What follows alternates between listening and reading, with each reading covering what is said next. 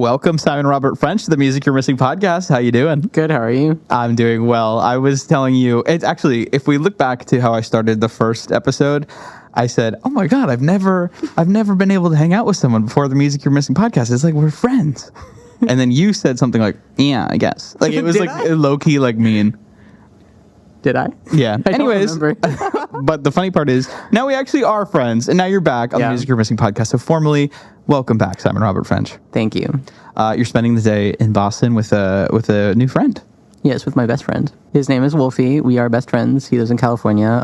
We're currently shooting a music video for a song. Oh, which we will talk about soon. But first, let's kind of recap, because you've had quite an impressive 6 months. I want to say you were here in December.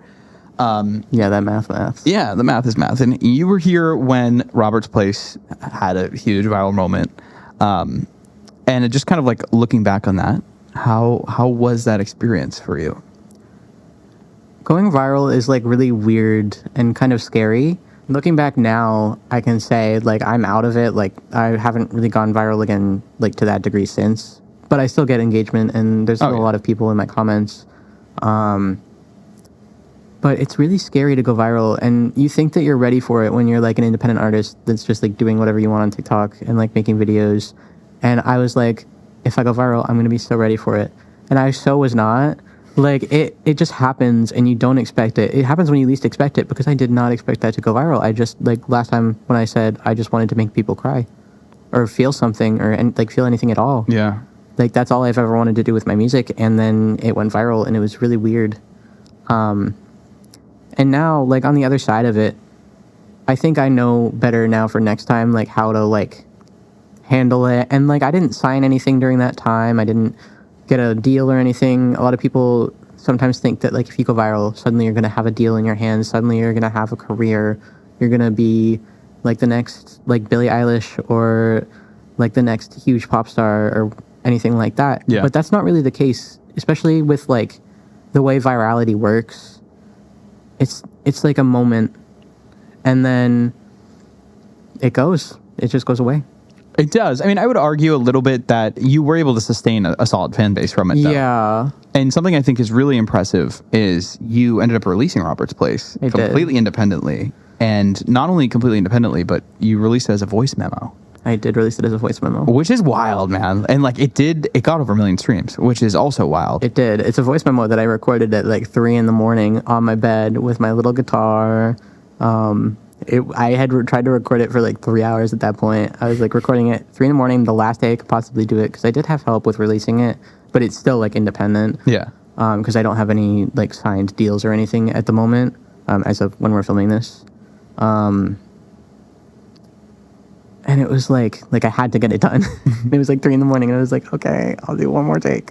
And the same with the other 2 songs. I think I did those ones first, and then I did Robert's Place last. What was the decision like to ultimately decide to do it as a voice memo and not go through the notions of like a full studio arrangement? Well, I've always kind of wanted to do voice memos, especially with the Song a Day series that I was doing and that I recently started doing again. Yeah. If anyone wants to check out my Song a Days, they're on TikTok and Instagram now. But with the Song a Days, there's so many songs. Like, I wrote over 200 songs that I can't produce that many songs. Mm-hmm. That's not going to happen. And, like, the people that I know, we're not going to be able to produce that many songs on such a short scale of time, like the length of a career. And it wouldn't really make sense to produce out 200 songs. Like, yeah.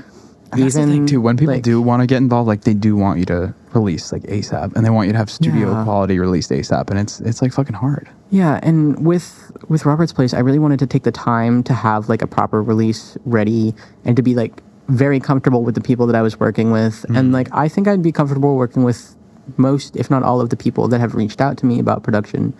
But I want it to be more than just comfort. That one specifically needs to be with someone that I really trust and really, like, can work with without being judged or anything like that. So I wanted to do the voice memo first because, first of all, people wanted to listen to it. Yeah. It's also basically just what I do for TikTok, and people really seem to like that. And I had already wanted to do the voice memos because Song a Day, like, I can't release that many songs, and I was going to do little voice memo EPs anyway, which I did do one of so far. And it just makes more sense in the long term to be able to put out some voice memos and some produced songs and just do it that way. Yeah. Something that I've noticed about you, getting to work with you, I mean, I don't necessarily, not that we work together, but I kind of hound you to include me in everything that you do. You do. Is that you are you're not intentionally against the grain. I think you're just really true to yourself and your values. Yeah. Such as releasing that as a voice memo and like making sure you're working with the right people. And it's so funny because like the business guy in me, like, oh, sometimes you actually hate that. Yeah. Really grind my gears. But yeah, as a person, I think that is the most valuable thing that you can do. And like, I definitely commend you for sticking true to that. And that's awesome. And now you're sitting on an asset because I am. People want that Apparently, studio. You keep telling me that I am. But yeah, I think I mean, even with just a career, not even specifically with Robert's Place, but I think with a career, if I made myself do things that the way that other people want me to do them, I would get burnt out so fast. I would be bored. I would be done. Like, if I did it the way other people wanted me to do it, I wouldn't want to make music anymore. Yeah. So I have to do it the way that I want to do it. And that, from a business perspective, may not be the best.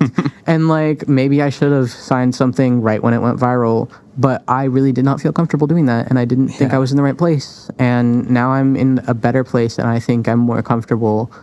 And like, eventually there will be a produced version of Robert's Place. Yeah. I'm not saying when, but it's gonna start being in the works soon.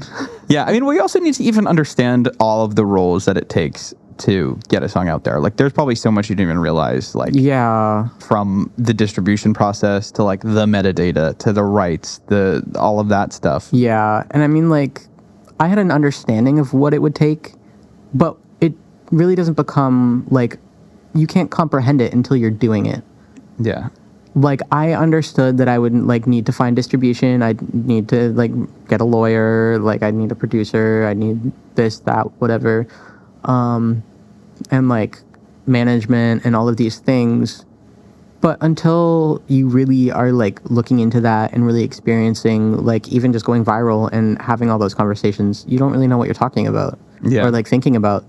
It's like, you have to go through it to understand it.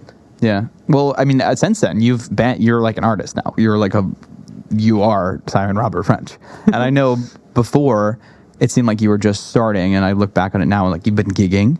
You've been working with people. I want to talk about some of your gigs. How has it been to like finally play out to crowds? It's really fun. Like, I really love just being on stage and performing. And there's a lot of anxiety beforehand.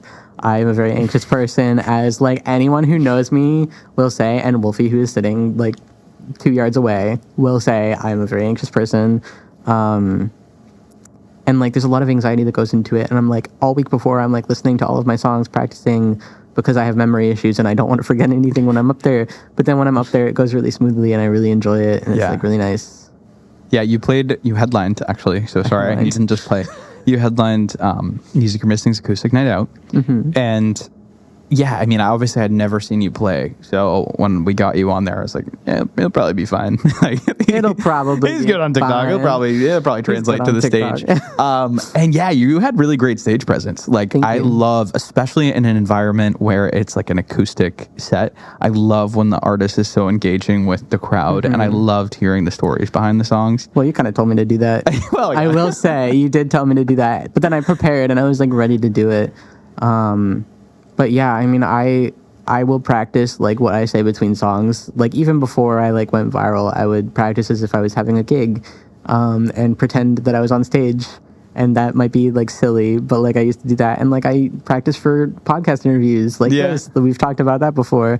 I just run things because I'm like, I want to be prepared in case that ever happens, and now it's happening, and I'm prepared. Well, I'm sure that is helpful too. Like, I mean, because when you were on stage and doing the speaking, it didn't seem not necessarily like rehearsed. It didn't seem scripted, but clearly because you rehearsed it, you knew roughly what you were going to say. Yeah, it's like a practiced kind of thing, and I didn't say exactly what I wrote. I had a little notes app note written down of all the things I wanted to say. I think I sent it to you. But yeah, like, I had it like written down, and I like practiced saying what I wanted to say, and I like tried different things each time. And then when I was on stage, I just said what I wanted to say. You had a lot of people crying. I did, apparently. My favorite was this woman who just found you on social media and was there for you. She was like the best concert attendee I've ever seen. Like so attentive and just the slow tear dripping down the whole night. It was awesome to see her react. The tear is going down to Robert's place. Aren't we all? That was funny. To me, that was funny. No, I left. But yeah, no, that was such a good time. And then you had a few more gigs. You just opened up for Comfort Club at the Middle East. That was cool. I love Comfort Club. He's a good buddy. Yeah. Like, we've been friends through TikTok for like 2 years now. And he's been like super supportive even before I went viral. Like, he's just been like a really great friend to me. And like a lot of the musicians that I'm friends with now through going viral, like Wolfie and like other people that I know are just really great friends to me. Not because I went viral, but because they're like great people and like they're very nice. And it's very cool to like have all these people in your corner, even if you're never going to work with them, or if you want to work with them and it just never works out. It's just really nice to have like friends who get it. Yeah, you definitely have a good network around you. I think it's because you emit like pure energy. Like your energy is pure. I think that's why I like you. But Comfort Club's sick. I liked meeting him. And I saw that he did a phone call with John Mayer the other day. He did. I think he called into his radio show because John Mayer does this like radio show thing. Do you not know about this? No. Am I teaching you something again? Lay it on me. I haven't listened to it myself. I just don't really have a lot of time. But it's like a radio show thing where he like takes callers and he like talks a bit, and then I guess he plays music as well, like a normal radio show. I don't know much about it because I don't like listen to the radio. And they had a full-blown chat. It seemed like he had a full-blown conversation. Like, I think it was like a 30 seconds to a minute chat, or like a couple of minutes. But yeah, that's awesome. Yeah, I think it like really meant a lot to him. Oh my god, that chat. I can imagine. Who would you want to have a chat with? I've got a list. Obviously Noah, but you're not allowed to say him. Okay. Not allowed to say Noah. I think Dodie I'd love to have a chat with, or Jacob Collier. What would you ask? Well, I mean, with Dodie, they really got like big on YouTube and social media, so I guess I would ask like how that like molded their perspective of what the music industry is versus being like someone who, I don't know, maybe 20, 30 years ago just did it through like booking gigs and playing out and doing that kind of stuff and taking that route. And with Jacob Collier, I just want to ask him about making music. Can I get a collab? Like, dream collab, Jacob Collier or Dodie, actually, yeah. He has a song with Lindsay Lomas, who is on the podcast, and I love that for her, and I also love that for him, that he gets to work with her. But yeah, we mentioned that you played Acoustic Night Out, and you've been gigging. What are some other gigs you might have coming up? Well, I'm so happy you asked. Sorry, was that too like? No, it's funny because we've been working together to get these gigs. Yeah, the first one is on June 27th in New York City at Rockwood Music Hall, and it is a free show, and it is a single release show. For what? Single? For a song that I wrote called Your Son. Tell me about it. What is Your Son about? When was it written? Tell me everything you can tell me. So, Your Son was the first full song that I wrote after I stopped doing Song a Day in January. It was like maybe a month later I wrote it. It was the first full, like, start to finish song that I sat down and I finished writing completely. Because after Song a Day, I didn't really write a lot, and I kind of didn't really finish any songs that I was writing. Like, I was writing here and there, like little verses and stuff. It's about the queer experience and being a queer person myself and having the loving and accepting family and friends that I do have, seeing some of my other friends go through not being accepted, not being loved, being maybe kicked out just for having feelings for someone, even if they don't act on those feelings, how much it hurts to see that happen, and how I just want to protect all of my friends at all times, because I really care a lot about the people that I know and love. And it was kind of born from a place of, you know, like, I've had so many friends in my life who couldn't come out, or like would never come out, or did come out and then like things got really bad at home, or they couldn't live at home anymore. That I feel so bad for all of them, and I just want to protect all of them. And I also wrote it for all of the people who I don't know who have a similar experience, who just maybe just need to hear it. And I think it's really important that those people who are going through that know that they are loved, even if it's by people they don't even know. Yeah. Just for existing and just for being themselves and being able to say it out loud. Or even if you don't say it out loud, like, you still deserve to be loved. Yeah. No, it's a beautiful song. It's like beautifully harsh. There are some lines where you're like, oh, damn. But then it all kind of like ties together in a nice bow where it's like, oh, you are giving the love, or whoever is like, like the narrator. Yeah. And I think it's a great first studio release. It's not going to be a voice memo. No, it's going to be a full studio release. It's produced. It's coming out on a special day. It is coming out on June 28th, which, first of all, last Friday in Pride Month. And it's also the anniversary of the Stonewall Rebellion, which was like a huge milestone for LGBTQ rights and acceptance. And I don't know, the universe just kind of, everything aligned, like all the planets aligned. My gut is telling me release it on this day, and I really trust my gut because it's like why I'm friends with the people that I'm friends with. Mm-hmm. It's why I decided to do the voice memos. It's why like I decided not to sign anything. I really trust my gut, and my gut is telling me that that is the day. And like it's the timeline that we had for production, and I feel really strongly about releasing it during Pride Month, just because I think that all queer people really deserve to be celebrated and loved and know that they're loved. And I just think my gut is telling me to do it on the 28th. Yeah. No, I'm excited for the release because it's so full-fledged. It's not just a single drop. There's also a music video. There is also a music video. What can you tell me about the music video? I can tell you that earlier today we were recording some shots for the music video. Hey. So I showed my best friend Wolfie this song, and I mentioned the idea of a music video, and he asked me, can I be in the music video? And I was like, yes, you can be in the music video. Wolfie's off camera, just kind of smiling, but yeah, good for you. I believe this Friday we're announcing the single. As of, like, right now, it's not announced. Nobody knows. No one. The people in this room know.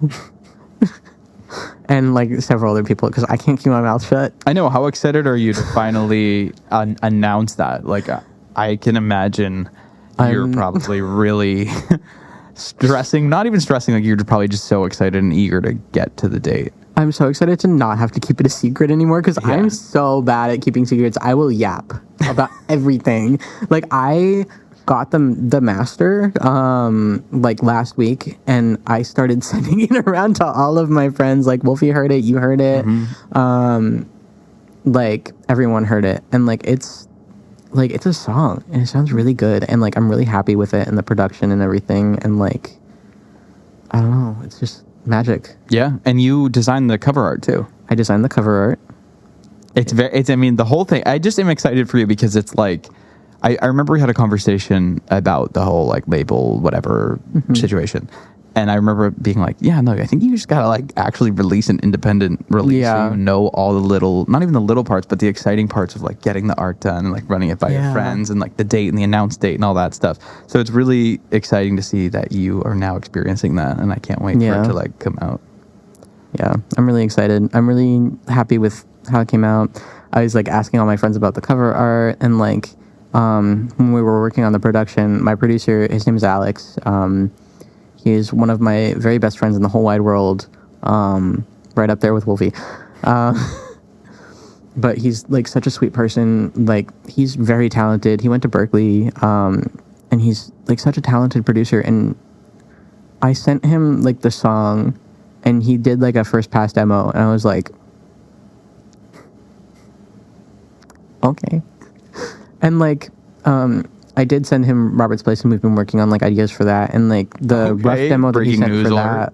Well, we're taking it in a little different direction, but the rough demo that he first sent for that was like absolutely magical, and Wolfie heard it too, and like, sorry, I didn't send it to you. Actually I was like, well, that's crazy. I think my text got lost. I think my text got lost. It's crazy. Must have sent green or something. Must have sent green.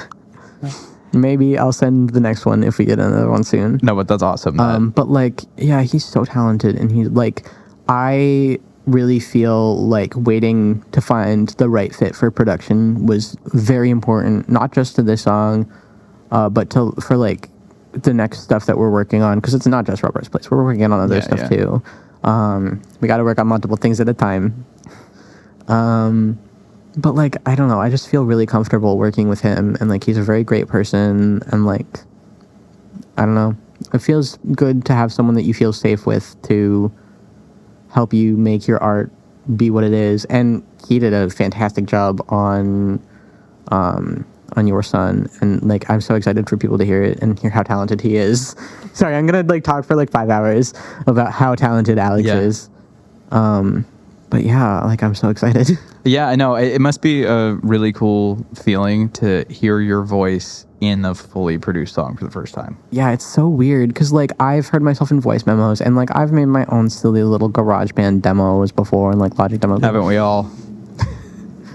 Brendan, mixtape when? I literally, that's like when I was younger, I used to fuck around in GarageBand all the time. I have a MIDI keyboard. Find those files and send them to me. No, it was like covers of no, please. Counting Stars by One Republic. I need to hear that actually. Please send that to me. Please send that to me. I need to hear that. But anyways, this is about you. So yeah, I know. It must have been weird to hear your voice like fully produced. Weird, but like, and like at first I was like, well, Alex was sending me stuff without the vocals like fixed up and everything, like without like any work on the vocals, like literally just dry vocals, and then like the production under it. And I was like, my voice sounds weird. And he's like, I literally haven't done anything with that yet. Please relax.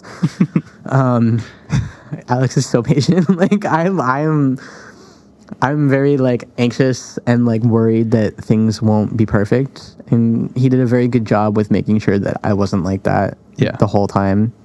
And like reassuring me just a little bit. It's good. I feel like it's good when you're really in charge of a project to be a perfectionist. I think a lot of people, tell you not to be, but I've always led with being a perfectionist, and I fully.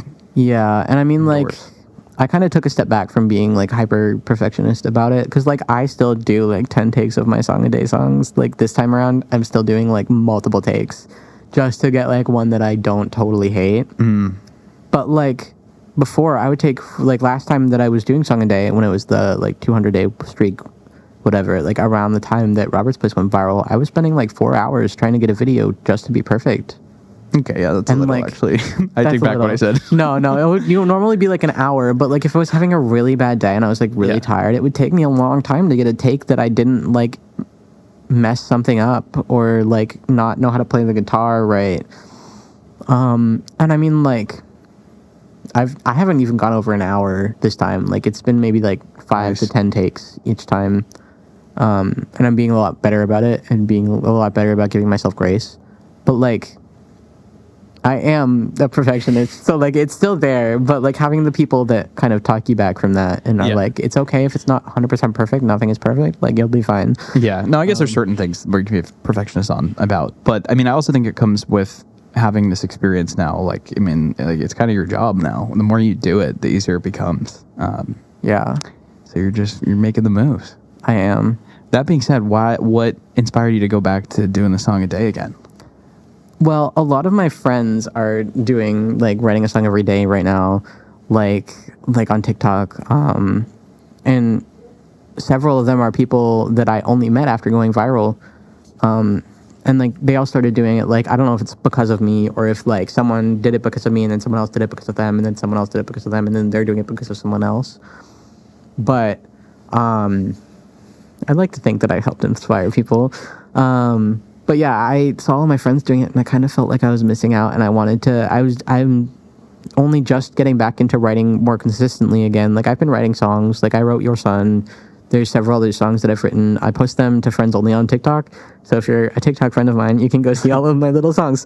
But yeah, like, I don't know. I just started writing more consistently again. And the day before that I started like a couple days before I started doing Song a Day again, I wrote like 4 songs in a day. Not full songs, like a verse chorus. Yeah. And this time I'm also just doing like a verse chorus. Like, I'm keeping it under 1:30 so I can cross post them to Instagram. I'm being smart. You got some marketing strategy there. Yeah. And also, like, writing a full song is very tiring. So being able to just do verse chorus and that's like a minute to a minute and a half, depending on the song. Yeah, it's great to have that outlet. Otherwise, you'd be really forcing yourself to perfect a full song, whereas it's probably a lot easier to be like, this is good for just a verse and a chorus. Yeah, this time it's been a lot easier because like last time I was making myself sit there and finish a full song. This time, like I'm not making myself do the full songs like last time, and it's a lot more freeing. I like it a lot more. I'm enjoying it a lot more. And I think I'm just having more fun this time. Mm-hmm. And now that I've already gone viral, I know what that's like. I'm not like I know what it's like to go viral, and I still have like people engaging with my content, but it's not to the degree where like when I went viral, people were. And I do like posting, but when it gets like to that degree, it gets a little overwhelming. Yeah. But yeah, right now it's very chill. I love doing it. I love to write. Writing's like my little thing. I actually co-wrote one of the songs a day for, as of yesterday with Wolfie, and we might co-write a little more. We'll see. That's awesome. And I don't know, it's just really fun to write. It's really fun to write with like a friend. That's the first time I've ever like fully, like properly co-written, I think. And it's just fun to write. It seems like you're in a great headspace heading into a lot of things, such as your first ever studio single release, your first ever New York show, another Boston show coming up. Oh yeah, we haven't talked about that yet. Yeah, that is true, and probably even more, shows after that. Mm-hmm. So that's great that you're like feeling creatively energized, and you also kind of have set boundaries with yourself of what you're comfy with. Yeah, only greatness from here, and we did mention a show in Boston. You're playing Acoustic Night Out 2. Acoustic Night Out 2, August 23rd. Yeah, Friday, August 23rd. And the day after that, I go to traditional music and dance camp. Oh, heck yeah. Yeah. Literally, I'm going to go home, go to bed, wake up, go. That's awesome. How does it feel to be back in Boston, your homeland, with another headline set? My homeland. As if I live in Boston, I don't. But it's the city. I mean, it feels really good. I like Boston. I like coming to Boston. I've always liked coming to Boston. And we used to do like little, like, if you grow up in Massachusetts, you do the little field trips to Boston for like the Freedom Trail. We talked about this last time. I don't know if it made it on the podcast. Oh, it did. Oh, it did. Like the Midnight Ride of Paul Revere and like blah, blah, blah. But yeah, I love being in Boston. And I love making music and performing. I really do enjoy performing on stage. And, like, whether it's, like, my own show or opening for someone, like, I've had several of my friends asked if I ever want to do a show together. And I'm like, yes, absolutely. So if any of my friends haven't asked me and want to do a show together, let me know. No, but I'm so down to, like, work with people and play with people. But it feels really good to just be able to do it. I'm excited for you. You've got some exciting stuff coming up. And I think it's, like, really legit. It's a huge step for your career, so I'm excited to see how it unfolds. That being said, we just talked about your music and your career for quite some time. We did. And I wrap up every interview with this question. Unrelated to your music and your career, what are some goals you got in the near future that you hope to accomplish? Some goals in the future, unrelated to music. Well, I want to finish the Fortnite Battle Pass. You knew I was going to mention Fortnite, didn't you? I still don't understand what that means. What don't does know that what the Battle Pass is? Okay. I love Fortnite. Actually, I will say I don't like this new update, this new Fortnite update. Okay, but we have to play together because I'm very good at driving the car around. That's the part that I hate. I just want to shoot people. So I'll drive and you sit in the turret seat. All right. Perfect. Are you good? That's so funny. Yeah, I want to finish the Battle Pass in Fortnite. All right, what is that? What does finish the Battle Pass mean? So the Battle Pass is like this, like, I think it's 14 pages of like skins and like backpacks and like pickaxes and like things, like cosmetics for Fortnite. Oh. And I have like the upgraded Battle Pass. And with that, you get like everything that's on it once you finish it. So I have to get to level 100. I'm not there yet. I'm nowhere near there yet. I need to play Fortnite more. Wolfie's probably rolling his eyes. Wait, so if I get to level 100, nodding. Do I get it?